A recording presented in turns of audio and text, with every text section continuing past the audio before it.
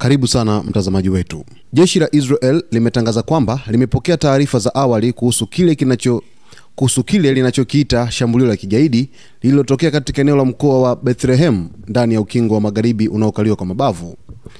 Tukio hilo limeibua hali ya taharuki na kupelekea vikosi vya usalama vya Israel kuongeza doria na kuimarisha uwepo wao katika maeneo kadhaa jirani na maeneo hayo.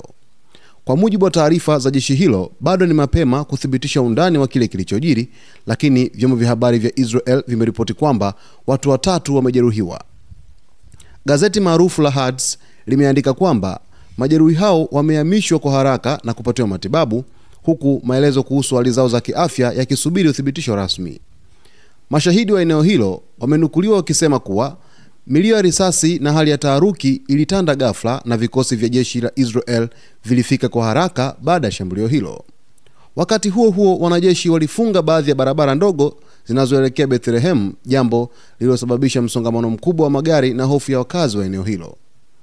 Tukio hili linajiri katika kipindi ambacho ni cha mvutano unaoendelea kati ya Israel na makundi ya Kipalestina, huku maeneo ya ukingo wa magharibi yakishuhudia ongezeko la mashambulizi, misako ya kijeshi na makabiliano baina ya pande mbili. Israel mara nyingi hueleza mashambulizi ya aina hii kama ya kigaidi, huku Wapalestina wakihusisha na operesheni za upinzani dhidi ya uvamizi na ukaliaji wa mabavu unaoendelea katika ukanda wa Gaza.